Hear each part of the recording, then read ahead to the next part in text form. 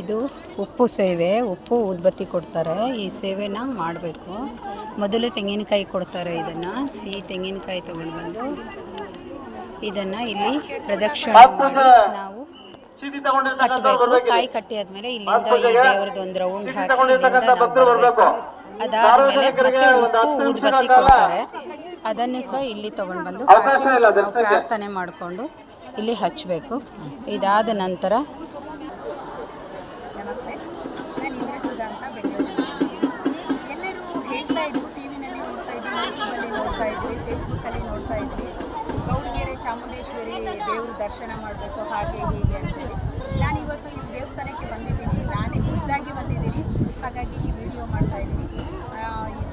ಚಾಮುಂಡೇಶ್ವರಿ ದರ್ಶನಕ್ಕೆ ಬರಬೇಕು ಅಂತ ಯಾರೆಲ್ಲ ಅಂದ್ಕೊತೀರಾ, ಇದನ್ನು ಟಿ ವಿಲೋ ಯೂಟ್ಯೂಬ್ಲೋ ಫೇಸ್ಬುಕ್ಕಲ್ಲಿ ನೋಡೋದಕ್ಕಿಂತ ಈ ಥರದ ಖುದ್ದಾಗಿ ಬಂದು ನೋಡಿದ್ರೆ ಇದರ ದರ್ಶನದ ಮಹಿಮೆ ಬೇರೆಯೇ ಇದೆ. ದಯವಿಟ್ಟು ಎಲ್ಲರೂ ಬನ್ನಿ ದರ್ಶನ ಮಾಡಿ. ಈ ದುರ್ಗಾ ಚಾಮುಂಡೇಶ್ವರಿ ದೇವಿ ದೇವಸ್ಥಾನಕ್ಕೆ ಬರೋದು ಒಂದು ಪುಣ್ಯ ಮಾಡಿರುವಂಥದ್ದು.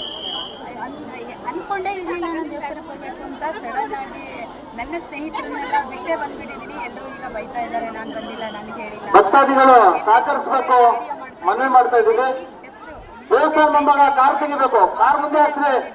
ನೋಡಿ ಅಲ್ಲಿ ದೇವರು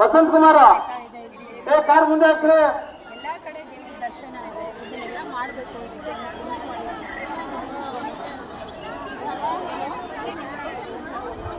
ದಯಮಾಡಿ ಒಂದು 10 ನಿಮಿಷಗಳ ಕಾಲ ಭಕ್ತರು ಸಹಕರಿಸಬೇಕು ಅಂತ ಮನವಿ ಮಾಡ್ತಾ ಇದ್ದೀವಿ.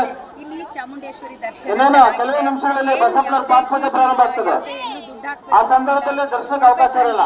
ತುಂಬಾ ಚೆನ್ನಾಗಿದೆ. ಇಲ್ಲಿ ಎಲ್ಲಾನು ಫ್ರೀ ಆಗಿದೆ. ಒಂದು 10 ನಿಮಿಷಗಳ ಕಾಲ ಭಕ್ತರು ಸಹಕರಿಸಬೇಕು. ಕೊಟ್ಟು ಕಾಯಿ ತಗೊಳ್ಬೇಕು. ನಾವು ಇಂಥ ಒಂದು ದೇವಿ ದರ್ಶನ ಮಾಡೋದಕ್ಕೆ ನಾವು ಪುಣ್ಯ ಮಾಡಿದ್ವಿ. ನಾನಿವತ್ತು ಬಂದಿದ್ದೀನಿ. ಇವರೆಲ್ಲ ಹೊಸದಾಗಿ ನನಗೆ ಇಲ್ಲಿ ಪರಿಚಯ ಮಾಡಿಕೊಂಡು ಸಿಕ್ಕಂಥ ಸ್ನೇಹಿತರವರು. ಇಷ್ಟು ಜನ ನಾನು ಬಂದಿದ್ದೀನಿ. ನನಗೆ ತುಂಬ ಖುಷಿಯಾಗಿದೆ. ಯಾರಿಗೆಲ್ಲ ಗೌಡಗೆರೆ ಚಾಮುಂಡೇಶ್ವರಿ ದರ್ಶನ ಮಾಡಬೇಕು, ದಯವಿಟ್ಟು ಎಲ್ಲರೂ ಬನ್ನಿ. ಮುಂದಿನ ವಾರದಲ್ಲಿ ಏನೋ ತುಂಬ ವಿಶೇಷವಾದ ಪೂಜೆ ಇದೆ ಅಂತ ಹೇಳಿದ್ದಾರೆ. ನನ್ನ ನಂಬರ್ ತೊಗೊಂಡಿದ್ದಾರೆ ಅವರು, ನನಗೆ ವಾಟ್ಸಪ್ ಮಾಡ್ತಾರೆ. ನಾನು ನಿಮಗೆಲ್ಲ ವಿಷಯ ತಿಳಿಸ್ತೀನಿ. ಎಲ್ಲರಿಗೂ ಧನ್ಯವಾದ. ನಮಸ್ಕಾರ.